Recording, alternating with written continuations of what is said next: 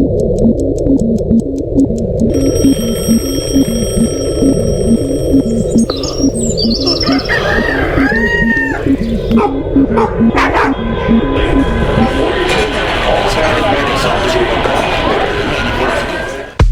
morning, Fort Worth. It is the 8th day of April. You got Andrew here, and we'll have Demetrie King in just a moment. He's pulling up right now, but we're going to get this thing kicked off. This is the Fort Worth Roots Morning Show. We got some segments to cover. A quick little 20-minute snapshot to get you ready for your drive to work, dropping the kiddos off, whatever you got going on this morning. These episodes are out by 9 a.m. every morning. Let's look at our forecast. 75 degrees today, 52 for a low, 85 tomorrow, 56 for a low. Thursday, 85 and 53 for a low. Friday, 80 and 54 for a low. And Saturday is going to be 85 for a high, 64 for a low. Sunday, 92 and 67 for a low. All right, let's get Demetrie situated here. Morning, brother. Good morning. All right, we got this thing cooking. I'm in a hurry today because we are going to try to make it out to a ribbon cutting for the city. I believe it is a new police station. Nice. I got that update this morning, and I'm like, okay, 9 o'clock, that's going to be tight. Let's see if I can get out there. Yesterday, we got invited out to the Bob Bolin Safety Center, which is where the fire department and the police department do some of their training and admin work and stuff like that, so that was cool. But the reason they invited me out was to talk about the MedStar switchover. I don't know how long MedStar has been servicing the Fort Worth community as the EMS provider. Fort Worth stepped in and said, you know, I think we'll do that. So now they're all on the same channel. They can communicate quicker, and that, I think, goes in either June or July 1st. So that should be good. Anyway, you'll start seeing these Fort Worth EMS trucks running around instead of MedStar. And all of the member cities that were covered by MedStar around Fort Worth are also still going to be covered by Fort Worth. So it's much to do with nothing. It doesn't change anything for the taxpayers. You are still going to get the same service that you would have gotten before whenever you pick up the phone and dial 911. So it's just going to expedite communication is kind of what I'm seeing. All right, let's get into our next segment. And, oh, by the way, this is Demetrie King, and he is the owner of Market Match, an app that is geared towards helping business owners connect with their clients and take care of advanced inventory so that they don't buy stuff they don't need. Is that about right? That is pretty spot on. We've been hanging out every Tuesday for months now, so I'm starting to get it down. Yes, sir. You got to know what your friends are doing so you can help them if you expect them to help you out. National Empanada Day, April 8th. I don't know about this one. Baby Massage Day. We're going to click on that. It's National Day of Baby Massage. Celebrated every year on April 8th, this day spreads awareness about the many benefits of massages for babies, which impact them on physical. You think you got massages as a baby? Oh, no. I got a little pow-pow for being in trouble. You probably got kissed on, loved on, but I don't know about which impact them on a physical, psychological, and emotional level. Baby massage helps children to develop body awareness and coordination of movement and also relax and develop a faster sleep-wake cycle. I feel like a baby's just going to be like, what is going on right now? What are you doing to me? Moving all over the place. It's either time to poop, eat, or take a nap, right? Mm-hmm. All right. This day in history, 1820 on April 8th, Venus de Milo is discovered. A peasant on the Aegean island of Milos uncovers a fine marble statue in an underground cave. And it was really important, I guess. This day in 1820. All right, moving on. 1959, Hopper creates Siebel. Grace Hopper leads computer programming milestone, mathematician, computer scientist, and rare woman in her field. Grace Hopper consults at a 2-day conference with the best brains in the new realm of computer programming. The committee will build on Hopper's earlier work to develop what will be the groundbreaking programming language called COBOL. Do you know what that is? Mm-mm. You literally designed your own app on a computer. Well, I had a team do it. 1974, home run record this day in history. Hammerin' Hank Aaron breaks a baseball record. The Atlanta Braves' Hank Aaron swings on a pitch from the LA Dodgers, driving it deep into left center field for his 715th career home run. Damn. That's a lot. Yeah, that sounds exhausting. Yeah. Beating Babe Ruth's record, Aaron will rack up a total of 755 home runs in his career, a milestone that will stand for more than 30 years. 1993, Ellen Ochoa becomes first Latin in space. As part of the Space Shuttle Discovery crew mission, specialist Ellen Ochoa becomes the first Latin in space when the shuttle takes off for mission STS-56. The Los Angeles natives' pioneering shuttle ride comes less than 2 years after the first Hispanic astronaut took flight. Outstanding. That's what happened this day in history. Let's get into some Fort Worth news. All right, this first story. I think we had one not great story, but the rest are pretty lighthearted. Yesterday was rough. I don't know if did you catch yesterday's episode? Ooh, it was dark. All right, annual arts festival returns to downtown Fort Worth this weekend. Let's see here. This is by Fort Worth Report, and the story was written by David Marino. For the Fort Worth area, delivered to your inbox, blah, blah, blah. Okay. Downtown Fort Worth will be flooded with live music and visual arts when the annual Main Street Fort Worth Arts Festival returns April 10th through the 13th, going down this weekend. The 38th iteration of the Main Street Art Festival, which is free to attend, stretches across 18 blocks of its namesake street between the Fort Worth Convention Center and the Tarrant County Courthouse. Right on. Largest art festival in Texas. 219 exhibiting artists selected by a jury. Really? From 1,000 applicants over 15 artistic disciplines. Very cool. 50 musical acts across 2 stages. Local music, family friendly. Check it out. More information on fortworthreport.org. That story does continue. All right, this is the sad one, I think. I don't know, maybe it won't be sad. FortWorthReport.org says, Fort Worth's Rar & Sons Brewing plans move to new location to accommodate growth, by Bob Francis on the FortWorthReport.org. Rar & Sons Brewing Co., which helped usher in Texas craft beer boom and was a trailblazer in the South Main revival, is planning to move to a new Fort Worth location. Okay, so it's not sad. The company, which celebrated its 20th anniversary last year, said in a Facebook post it is seeking a new location, now located at 701 Galveston Avenue, just off South Main, in the near South Side area. Rar & Sons said on Facebook on April 6th that it has surpassed the capabilities of their current location. Excuse me. I'm hoping that the new location has a tasting room, tap room with air conditioning. You been in there? I haven't been in there, but it's a cool space. It's pretty rad, but it can get toasty. Okay, and is searching for a new home. Let's see if they call out anything. Will still be brewed by the same talented brewers in Fort Worth. Looking for a new location. The company's beers are now distributed in Texas, Oklahoma, Kansas, Louisiana, New Mexico, Tennessee, Missouri, Arkansas, and Nebraska. 90 nationally recognized awards. Oh, wow. Oh, man. It mentions Mr. Frederick Fritz, owner out there. Just kind of reading for it. Sorry. Okay. Yeah, I'm not seeing and I might have passed over it, but they are planning on moving. I don't know. It's kind of foggy on whether or not it's going to be still in Fort Worth, but it looks like they're going to aim for that anyway. All right, next story. FortWorthReport.org. They had some good ones today. This is the sad one, I think. Cecilia Linzen. Fort Worth animal shelters remain closed. Begin releasing dogs amid disease outbreak. Big breath. All right. After temporarily closing the city's 2 animal shelters in response to a viral outbreak of a deadly canine disease at the end of March, Fort Worth Animal Care and Control is cautiously taking the first step towards resuming normal operations. The city announced the shelter closure March 27th, citing its need to contain and mitigate the spread of a highly contagious, incurable, and airborne canine distemper virus. Since then, the shelters have been on lockdown, not allowing any intake or release of any kind.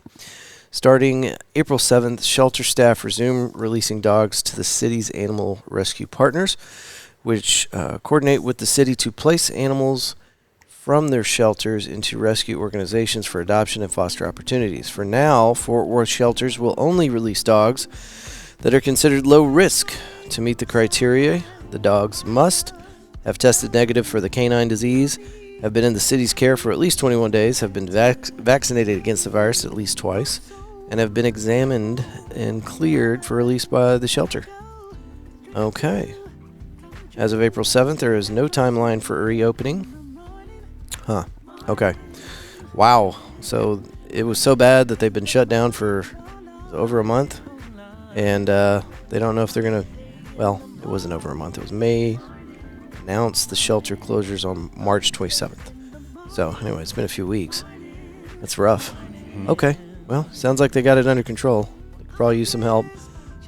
This one is by NBCDFW.com. Long extinct dire wolves made famous by Game of Thrones. Brought back to life. You hear about this? So the dire wolf, they're bringing back animals. I don't know if you ever saw Jurassic Park or Jurassic Park. But they're bringing back a mammoth. There's a Dallas company that is bringing back a mammoth. Really? Yeah. And I think either this year or next year, they're going to be, like, there's going to be mammoths walking around. My cousin has a wolf dog. Like, legit wolf dog. Well, now he can legit get a dire wolf dog because they did the same thing. They found dire wolf DNA, and they are bringing them back to life. Dang. All right, winter is coming, and so are the dire wolves. The large canines, best known for being featured in the HBO series Game of Thrones, went extinct nearly 13,000 years ago, but they're now making a comeback. Colossal Biosciences, this is the same company, a Dallas-based biotech company, announced Monday it has revived the species by breeding 3 wolf pup that carry genes of their long-lost ancestors. As part of a gene editing restoration process the company calls de-extinction, the DNA from the fossils of dire wolves was extracted and used to edit the genes of gray wolves. Those edited cells were used to create embryos that were transferred to surrogates, leading to the rebirth of an extinct species. Yeah, okay, science. The 3 pups who were born 6 months ago are named Romulus, Remus, and Khaleesi. That's great. They feature traits of dire wolves, including a large, stronger body and a longer, fuller coat with light pigmentation. Wow. Okay, you guys can read on. It is absolutely insane. But I'm pretty sure that's the same company that is making the mammoth. Colossal Biosciences in Dallas. NBCDFW.com is where we got that story. That was supposed to be the good news story of the day. I don't know. I think bringing back dead animals is cool. Here's your space news for the day. I like this one a lot. Russian rocket blasts off to space with an American astronaut strapped to the nose. No, not that. American astronaut and 2 Russians on board. Moscow, a Russian Soyuz, is it Soyuz? Rocket carrying an American astronaut and 2 Russian cosmonauts blasted off from the Baikonur Cosmodrome in Kazakhstan on Tuesday for the International Space Station. Russia's Roscosmos Space Agency said the Soyuz MS-27 spacecraft was carrying Russians Sergei, I can't say it, I'm not even going to try, and Alexei, and NASA astronaut Jonathan Kim. I have a friend named Jonathan Kim. It's probably not the same guy. It is expected to dock at the ISS at 0904 GMT. What is GMT? Global Mountain Time? I believe so. I just made that up. It sounds right. Okay, that's all the story. That's all they got for you. Really cool photo of some highly motivated people. Like, look at this dude. He's got his eye on the prize, man. Yeah, I can see that. He's focused. They look goofy, though. Look at those suits. Did you see Star Trek? I think it's Enterprise, the newer one. They're space suits, like they're environmental suits. Mm-hmm. They're just so slick, right? Mm-hmm. Are we ever going to get there? It looks like they're carrying, and they probably are. I was about to say, it looks like they're carrying tiny porta potties with tubes hanging out of their suits. That might be exactly what that is. Yeah. All right. And that's all the news stories we got for you today. We do film this every Monday through Thursday out at a place called Hoppin'. Shout out to our friends Michael and Holly, the owners out here. It is a self-serve tap room, and they just redid the interior of this place. They've got it much more comfortable, a lot of loungy furniture around. It's a cool vibe. 58 taps on the wall, ciders, THC seltzers, craft beers. Oh, and by the way, THC seltzers while it's still a thing. Have you been watching all that? Oh, I already know everything about it. Tell us what we need to know, because I just know that it's at risk. Yeah, so if you've been keeping up with the legislation that's been going on with Austin, they're really trying to get rid of the THC-derived products in general.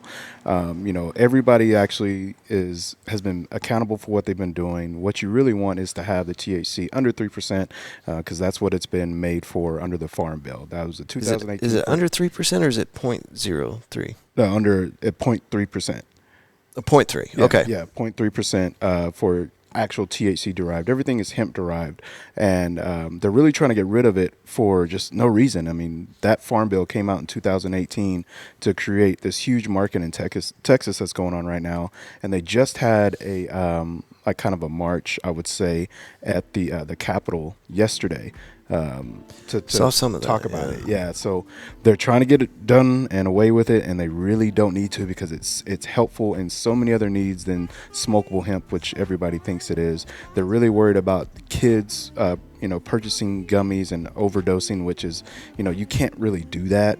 And these stores that are out here in Texas hold everybody accountable. They check their age when they come in, and they're not selling. Of course, there might be a small percentage of people that are not doing according to what they need to, but everybody else is doing, is being a part of the. I haven't seen anything crazy, I mean, the introduction of this, it's been, I don't know, 3, 4, maybe 5 years that this has been going on.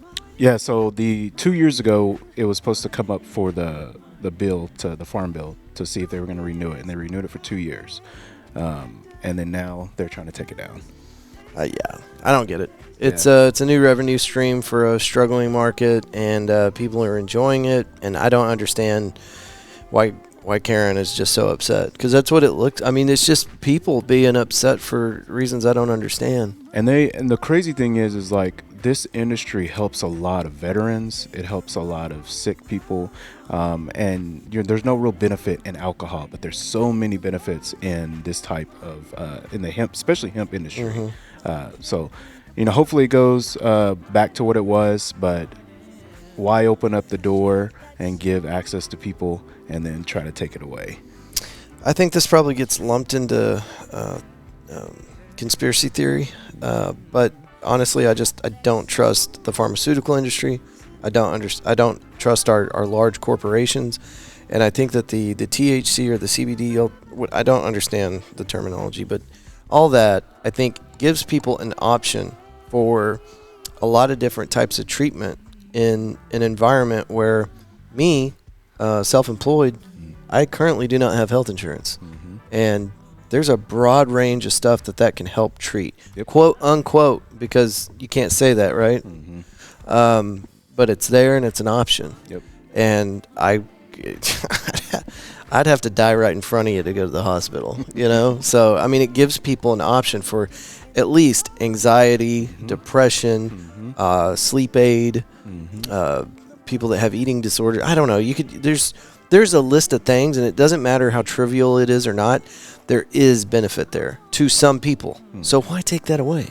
And I think Big Pharma probably has noticed at least a 5% decline in some of the products that they sell, right? Because you can get it over the counter with a product that is more effective and doesn't have the side effects. Yeah, and there's like 700 plus smoke shops here in the DFW area. So where's that tax revenue going? Yeah, it's a lot of businesses that could be lost, a lot of revenue that could be lost for Texas. So hopefully, we get back to what we were doing beforehand. But unfortunately, it's looking rough right now. So Governor Abbott, I know you listen to this show. People don't go out as much anymore. It's a changing economy, and one thing it seems like you can probably bank on with this new social understanding of going out to eat or having fun or spending money as a consumer. One thing is for sure, people are enjoying the THC and they're buying it. So let's keep those tax dollars. Please do. In Texas pockets. Please do. Because they'll just get it somewhere else, you dummy. And that's the worst part is, like, you think taking that away, there's more of a chance of it being bad on the streets than actually through a... Yeah. Yep. Let's regulate it better.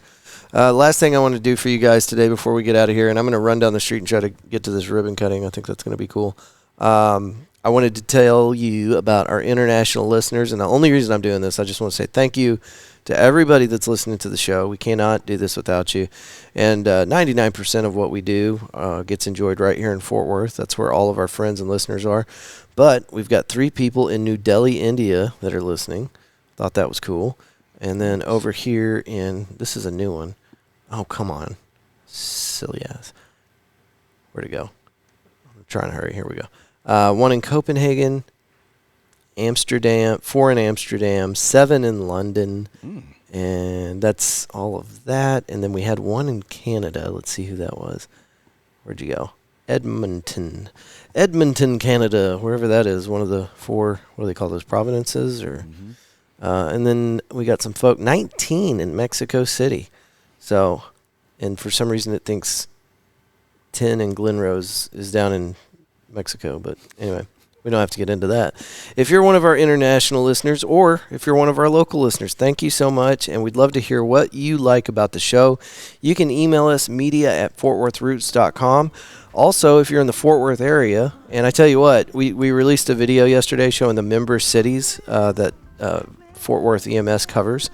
If you're in Fort Worth or one of those member cities, we want to help you get the message out about your event. So take a little audio recording and email it to us, media@fortworthroots.com, and we'll play it on the show. I've got 1 recording that I wanted to play for you guys today.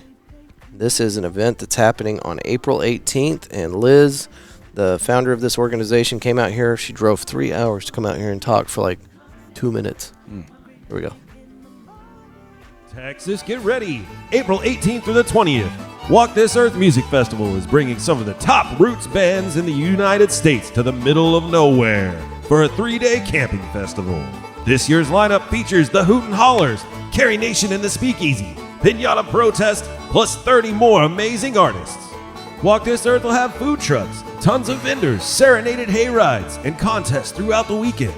Whether you come for the music, community, to make new friends, or just for the adventure, there's something for everyone at Walk This Earth. So join us on the Sloan Ranch, April 18th through the 20th for Walk This Earth Music Festival.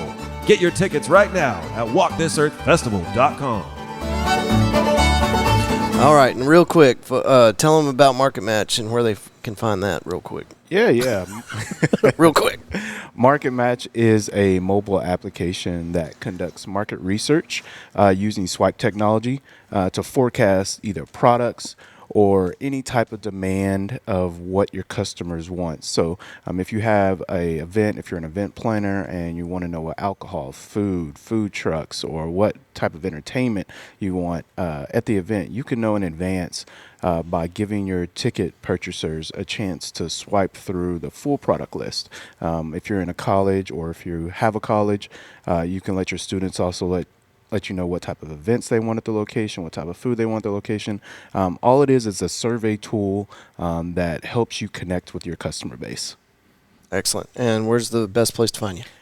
You can check out either my Instagram, which is just marketmatch.app, and then also my website is just www.marketmatch.app. Also want to give a shout out to TCU, Tech Fort Worth, and my intern, Victoria, who I've been working with TCU and Tech Fort Worth in the entrepreneurship and Neely. Got an intern? Yes, sir. Damn it. Yes, I need sir. like 5 of those. Right on. But yeah, she's... We've been working together, and I've been working with Tech Fort Worth and TCU lately. So we're just getting our name out there and getting more brand recognition with our app. Cool. Let's get those folks on the show. Yes, sir. All right, folks. Thank y'all so much for listening to this episode of The Morning Show. We will be back with you tomorrow with Michael Brittner. He's going to have some turtle facts ready for you. Speaking of, as you move through the universe on the back of a giant sea tortoise, we hope that you will choose love and gratitude every chance you get. Till tomorrow, folks. Good day. I'm blessed by your chocolate nectar.